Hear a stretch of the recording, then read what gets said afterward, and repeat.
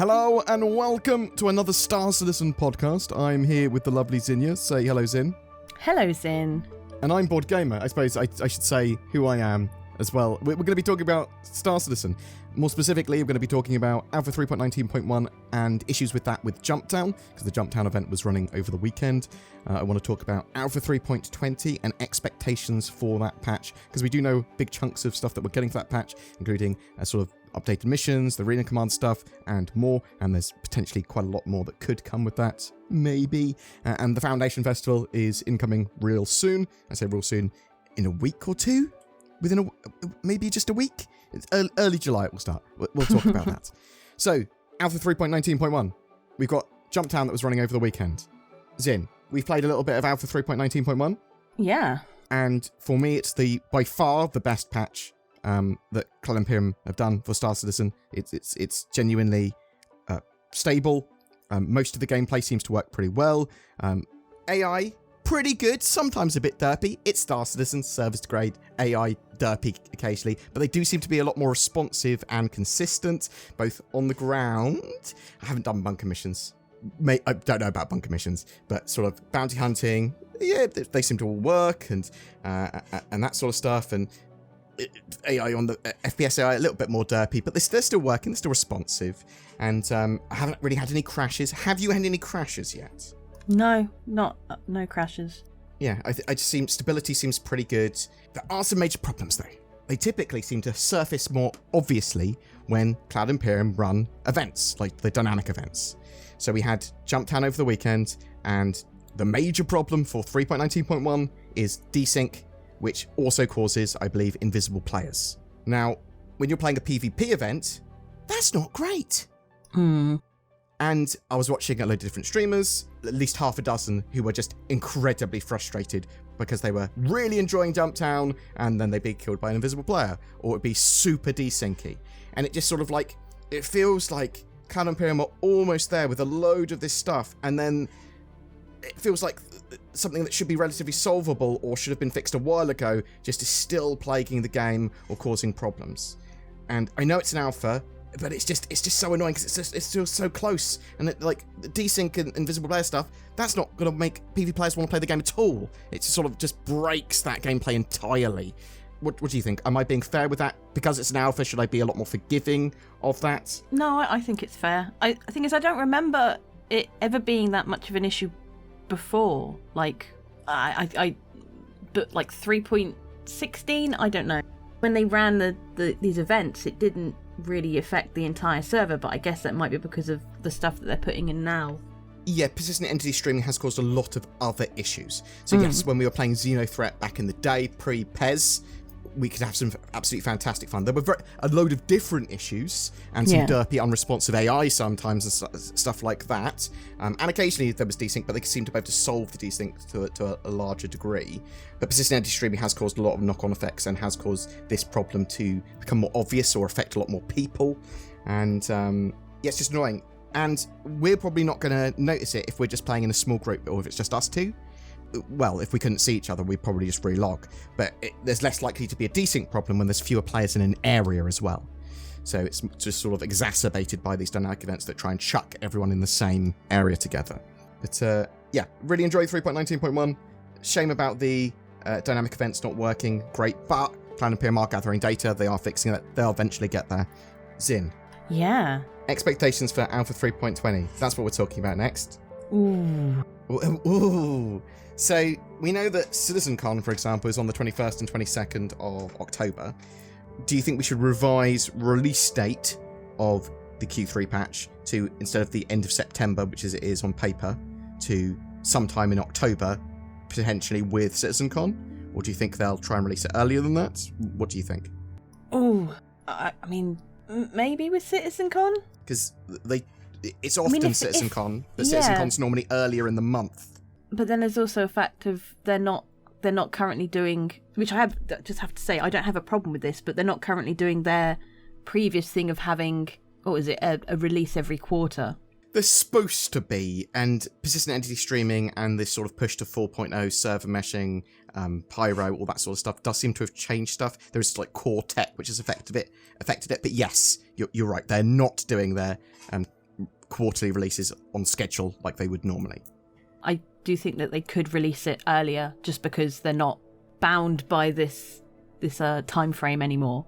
Yeah, but again, they could also release it later, I suppose, by that same logic. True.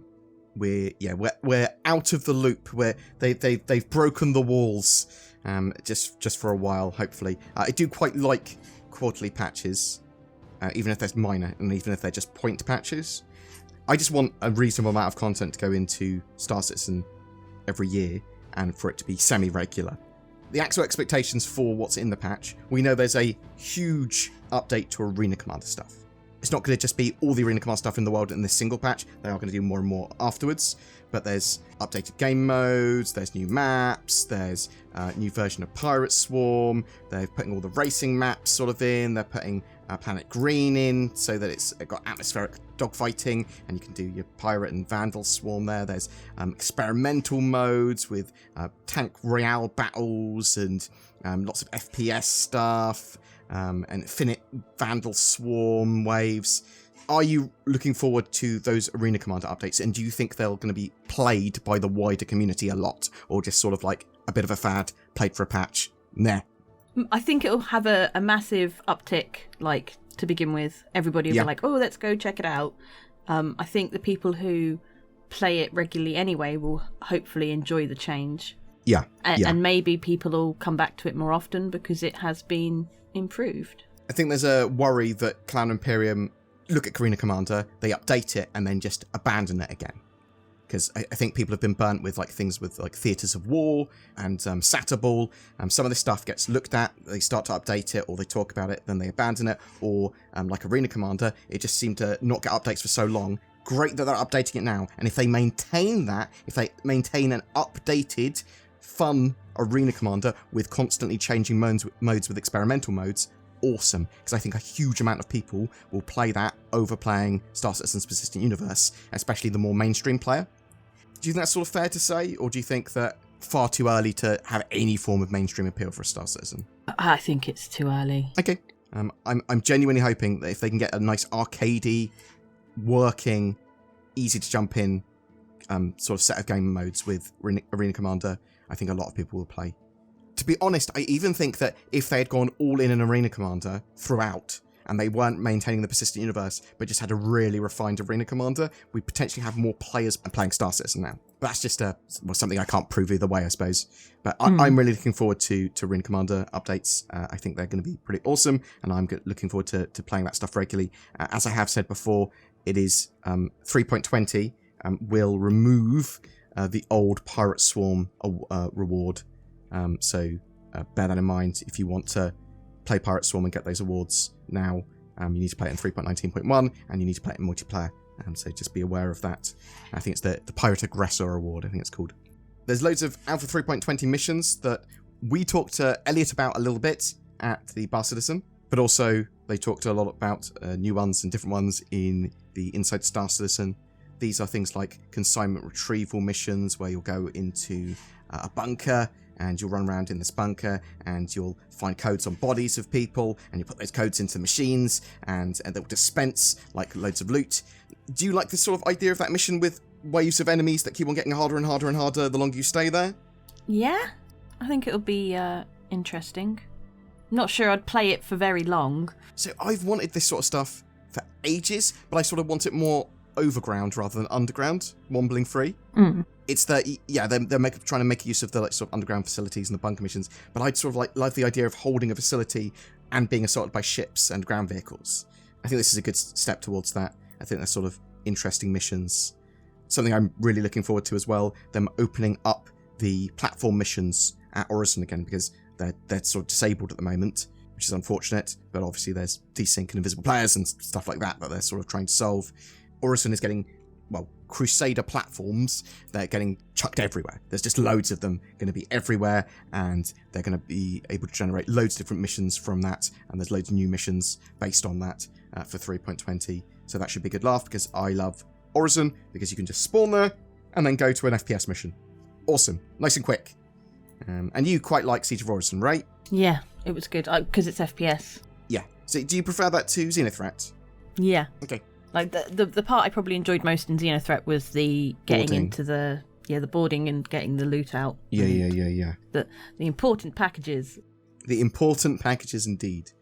I'm looking forward to Xenothreat. I think we'll probably see that run during 3.19.1, but we'll have to wait and see. Obviously, as I said, they've got problems with dynamic events at the moment. They talked about barge heists. I don't think we're getting barge heists for 3.20, but they do look really appealing because they're sort of like, to me, they look like a Payday 2 mission gone loud. You're looting a big cargo barge around Crusader. You sort of pay for its location. Anyone else can pay for its location as well. So you're going to be potentially fighting with loads of other players, and Crusader Security and Ninetales. And you sort of open up these different cargo containers, and you can work out what's in them sort of by the brand logo that's on them. And then you're taking all this loot and sort of getting it away. So yeah, I'm quite excited for all of that. We don't know if we're getting those barge missions, unfortunately, for 3.20 though. Some other stuff that we did find out, we're getting wheeled ground vehicle improvements, so improving the wheeled physics. Some people think the Tumble Range is going to magically turn up here, but I don't believe it is. But I do want better ground physics for vehicles, I think, because they're a bit floaty and a bit weird. Have you driven much in Star Citizens in? No. It's more so an effort to get a ground vehicle out, really. Yeah, it is. So there's very few reasons to use ground vehicles in Star Citizen, and very very little motive to do so, especially while they are a bit that their ground physics isn't great. It's not awful. It's just a bit weird, a bit floaty, and stuff moves in an odd way sometimes. But hopefully that will improve that significantly. Hull C. Does Hull C interest you? Kind of, yeah. Again, I prefer really like solo ships, and although you could run a Hull C on your own, it's probably better with help. Yes, even if that helps just escorts, I suppose. So yeah, it's a big ship. You probably want a crew or two on board to help you with a variety of tasks, especially when we've got better multi-crew and there's more stuff to do with engineering. Almost certainly going to be essential with larger ships. But Hull C, huge amount of cargo that can be put on it. They're probably going to see other cargo improvements as well with the patch. Not entirely sure what beyond the ability to sort of like have little loading areas for the Hull C. We're not sure if the Hull C is going to be able to go planet-side at all with any form of cargo. We definitely know it's going to be able to use stations and dock with stations and stuff like that. Because it's got so much cargo on it, it's like 8 times that of a Caterpillar. Is it going to damage the economy of the game? We don't know. Maybe. Depends how they balance it. It's not a huge deal because it's an alpha, but it's a playable alpha and they do need to maintain some level of economy that isn't just sort of like, well, we've balanced it just for the Hull C. That means any other cargo hauler just doesn't really make any money at all, which is a genuine worry. Or do you think do you think that's not something I should be worried about? Do you think that obviously they'll solve that? Obviously they'll balance. I think it'll get balanced if it is a problem. Yeah. They're not going to look at something and be like, oh, this is obviously broken, but we'll leave it. It's fine. Do you think we're going to get times to load and unload and costs associated with that in 3.20, potentially because of the Hull C, or do you think it's too early? I have no idea. That's fair. That's a fair answer. Like, obviously, you said there does seem to be a time with loading your ship. Yes. Because of just currently the way it works. Yeah. Is that maybe that's just the groundwork, that's just their first step, and they're going to test it and see how it works? Yeah, it'd be interesting, because it doesn't appear that's the only way to load the Hull C. That's the other thing. It looks like you can dock with a station and then just load it like you could normally, but we don't know. Maybe they have got the whole loading and unloading.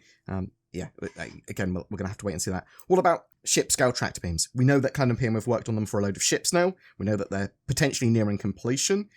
Do you think that nearing completion could mean that we get them for Alpha 3.20? Ooh. It'd be good to have, wouldn't it? It'd be good to have then. Yeah. And it sort of makes sense that they're trying to get it at the same time, because the size of some of the cargo containers for things like the Hull C. I mean, it's going to be coming with the what's the ship called? SRV. Yes.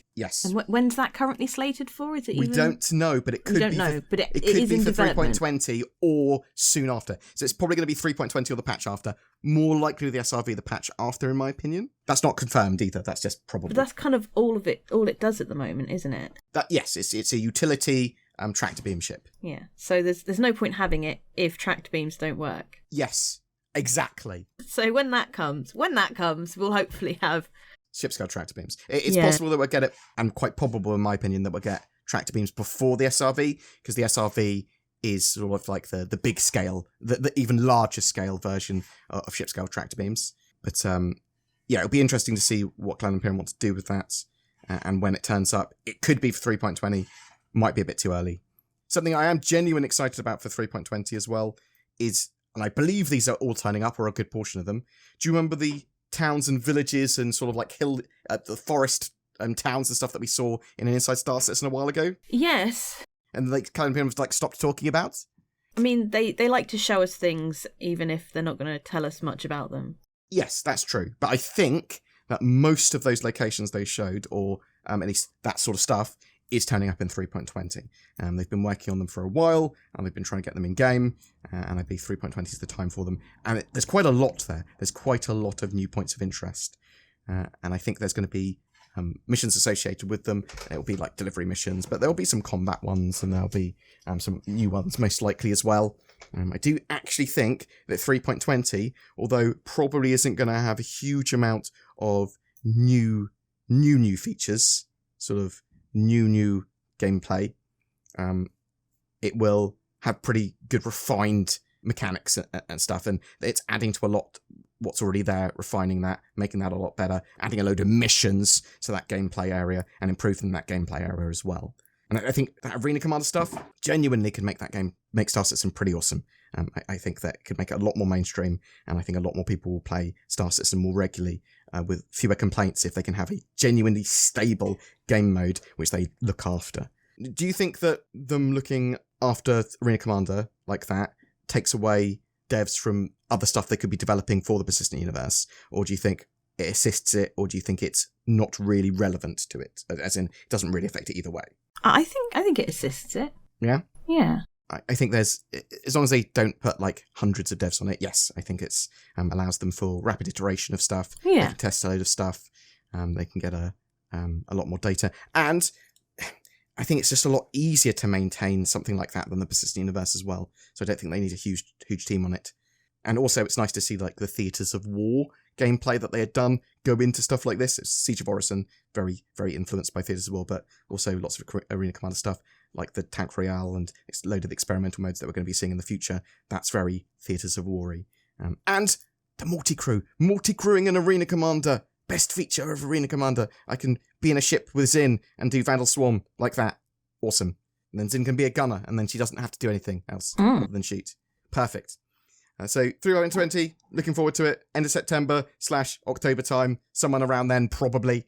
Now, I just want to talk about the Foundation Festival. Are you aware of the Foundation Festival, Zin? I am vaguely aware of it. Okay, so it's a relatively minor thing, in my opinion anyway. It does last for the whole month. So it is a encouragement for players to make tutorials, help other people play, get new players playing Star Citizen. I suppose it's pretty big for CIG and Star Citizen, improving their player base and kind of training up players to be better guides. Because basically they'll have a variety of competitions and prizes for tutorials. There's a tutorial competition going on at the moment, I believe.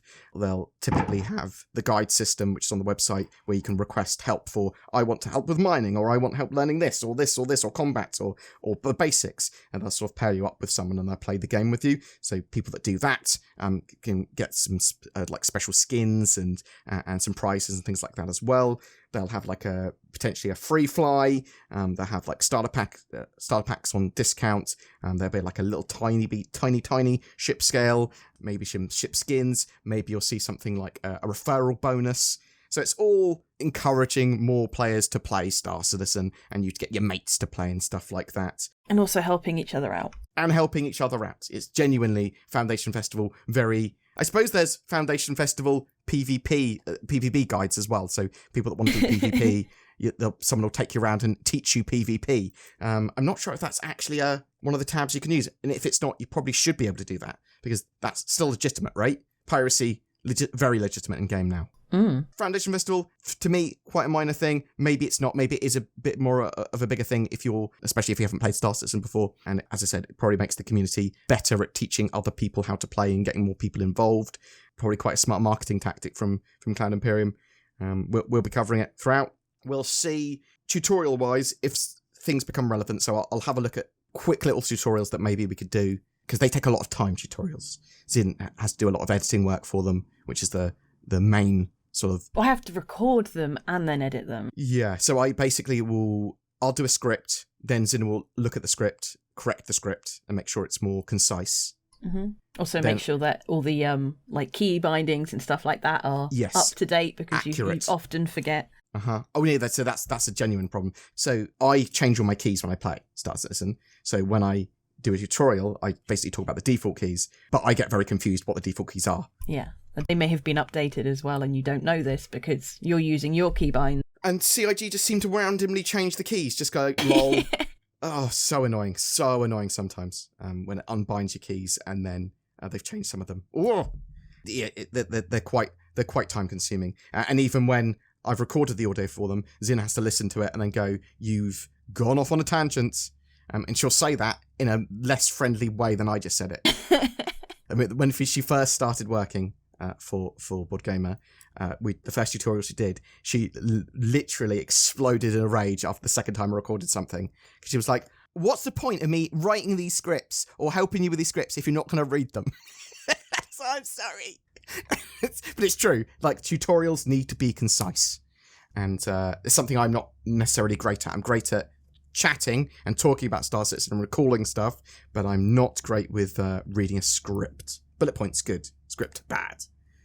I'm sorry, Sim, that you have to work with me. It must be difficult sometimes. I mean, I don't do it for free, so... That's a ruddy good point. But yes, so we might be doing some tutorials and stuff. If people have got ideas for tutorials, quick little snippety tutorials that we can do, chuck it in the comments below. Just give us some ideas, give us some things that you think will generally be useful. Something that would just be a minute or two long. That would be perfect for tutorials. We could do them quick and wouldn't take as much editing time, probably. Hopefully they won't take more. Oh God. But yes, thank you very much for listening today. I hope you enjoyed our chat about problems with Alpha 3.19.1 and Jumptown. Tell us if you've experienced the desync or the invisible players, terrible times of Jumptown, or if you've just been having a great 3.19.1 experience. And do you think Cloud Imperium should be running these dynamic events at all, or do you think they're actually super useful for them data-wise and they need to do it because otherwise they can't push forward with the game? Are you excited for Alpha 3.20, and do you think Arena Command is going to be great? Are you excited for those new missions and potentially those new towns and villages and stuff? Do you think we're going to see ship-scale tractor beams? And Foundation Festival, have you got friends that you want to get involved with the game? Have you participated in the guide system before? Do you think the Foundation Festival is great? Or do you think it's just something that you ignore? Nah, don't really care about. Do you think it's fantastic for CIG? Whatever your thoughts, I'd love to hear from you in the comments below. And also, say goodbye, Zin. Goodbye, Zin. Thanks for watching, guys. You take care and have a great day. Tobii eye trackers are on sale with 15% off until the 3rd of July. They are natively supported in Star Citizen, giving you precision head and eye tracking that can help with immersion, as well as adding another level of control to your toolset. It's a cool piece of tech that you can use for streaming and seeing where your eyes are going, and loads of other games are supported too. Check out my links below to get one of those at discount. Let me tell you a story from the book of NordVPN/BoredGamer. There were 3 little pigs who all needed internet access. One used a VPN made of straw, one used a VPN made of wood, and one used NordVPN, which is basically bricks in this analogy. Along came an elite hacker wolf and smashed up the houses of the first 2 Piggly Wigglies, but was unable to breach the NordVPN house, which is just much better than straw or wood for protecting you from internet things like wolves and hackers. The moral of this story is get nordvpn.com/boredgamer or click the links below for powerful discounts that might make your friends think you're an internet wizard or something. Also, that wolf went to prison for 10 years on an unrelated crime. Maybe it was like not liking or subscribing or something? Every month we have a ship giveaway for June 2023. That's going to be for an RSI Constellation Andromeda. This hybrid cargo gunship is perfect for small crews of up to 4. It comes with a P-52 Merlin snub fighter as well, along with lifetime insurance and game access. All you need to start playing Star Citizen. And all you have to do to be in for a chance of winning that is comment on any of my videos made during the month. More details in the video description below. If you would like to further support the channel, please consider pressing the join button under my videos for exclusive membership to the channel, or become a Patreon. I've already got a load of lovely people that do that, and it really goes a long way in allowing us to make daily content. Thank you so much to my channel members and Patreons, but thank you so much for just liking, subscribing, commenting, and watching my videos. Thanks so much for watching, and I'll see you in the verse.